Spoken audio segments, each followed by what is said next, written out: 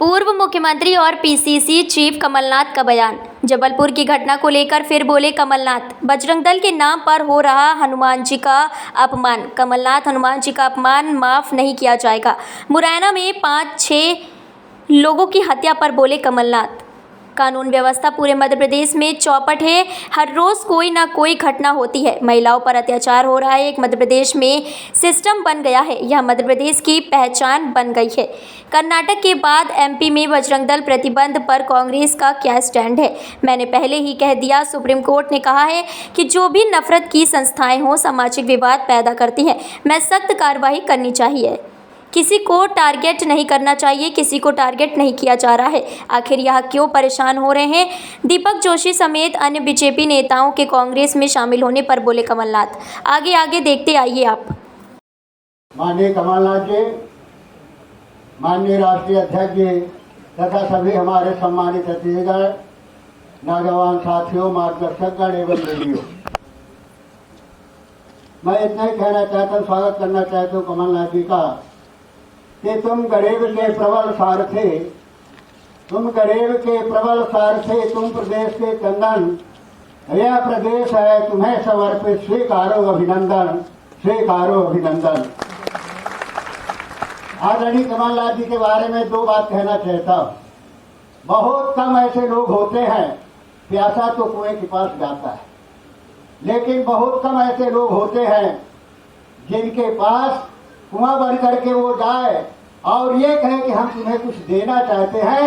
उस हैसियत के हैं आदरणीय कमलनाथ जी और इस प्रदेश में हमारे नेता रहे माननीय अर्जुन सिंह, जिन्होंने समझा है कि इस देश का किसान, इस प्रदेश का पिछड़ा, इस प्रदेश का गरीब, यही हमारी सबसे बड़ी ताकत है, जो खून और पसीना बहा करके प्रदेश को बनाता है।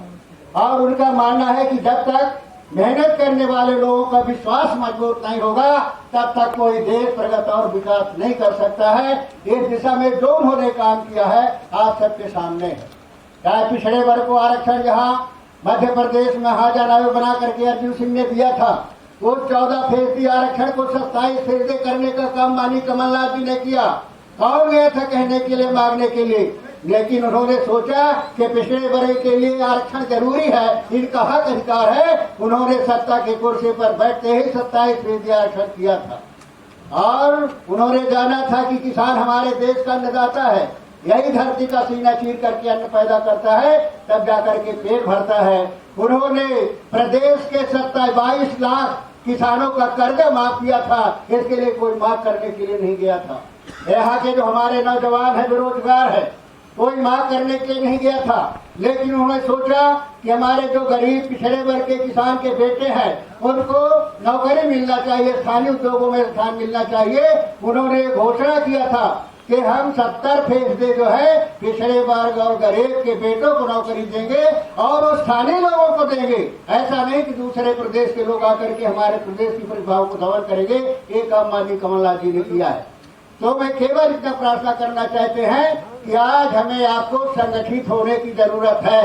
ये कर्मवीर समाज है और जब तक संगठित नहीं होंगे, एक साथ नहीं देंगे, तब तक काम बनने वाला नहीं है। तो इस समाज को संगठित होने की जरूरत है। और दूसरी सबसे बड़ी जरूरत ये है कि पहचान करने का तरीका बदलना होगा। आज जो पहचान करने का तरीका सांप्रदायिक होता जा रहा है, धर्मांधता के आधार पर हो रहा है, पैसे के आधार पर हो रहा है, जात के आधार पर हो रहा है। हमें पहचान करनी होगी कि वो विचारधारा किस नेता के पास है, जिस विचारधारा पर इस देश के गरीब से गरीब का हक और अधिकार सुरक्षित है। वो विचारधारा किसके पास है, जिसके विचारधारा में देश के गरीब से गरीब का स्वाभिमान और सम्मान सुरक्षित है। अगर उस विचारधारा को मजबूत करने का प्रयास करेंगे तो निश्चित रूप से प्रदेश को एक नई दिशा मिलेगी, नई शक्ति मिलेगी। और वो विचारधारा के पूर्ण करने वाला वर्तमान में जो नेता है आदरणीय कमलनाथ जी है, जो कभी झुकते नहीं, कभी डरते रहे, उन्हें किसी की परमिशन की जरूरत नहीं होती है। जो उन्होंने महसूस कर लिया, ठान लिया, इस प्रदेश के पिछड़े वर्ग के लिए, इस प्रदेश के गरीब के लिए, इस प्रदेश के किसान के लिए, वो करने में उन्हें कोई नहीं रोक सकता है। हमारे बीच में ऐसे नेता है, मैं उनका समर्थन करता हूँ। और जो मांगे उनके दिमाग पहले से है। हम मांग कर रहे हैं कि जनसंख्या के आधार पर ओबीसी की गणना जात के आधार पर होनी चाहिए। पहले से भी वो कह रहे हैं अभी कह रहे थे कि तो हमारा इशू है, हम तो चाहते हैं कि इसके आधार पर होनी चाहिए, और जब उनके हाथ में सत्ता है तो कैसे उस गणना को नहीं कराएंगे, मैं आपसे पूछना चाहता हूँ। तो हम इतना ही निवेदन करना चाहते हैं कि जो महेंद्र सिंह जी ने विज्ञापन दिया है उसका मैं समर्थन करता हूँ।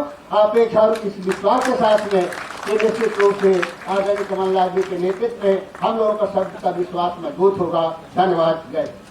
कुर्मी क्षत्रिय समाज के अध्यक्ष माननीय सर्वेश पटियार जी, हमारे सांसद राजमणि पटेल जी, हमारे भूतपूर्व मंत्री सुखदेव पांसे जी, हमारे भूतपूर्व सांसद बुद्धचंद पटेल जी, देवराज सिंह जी हमारे पूर्व सांसद, वल्लभ अम्बावतिया जी पूर्व विधायक, महेंद्र सिंह जी, ब्रिज बिहारी पटेल जी और सभी यहाँ समाज में सम्मिलित हमारे सभी माननीय सदस्य।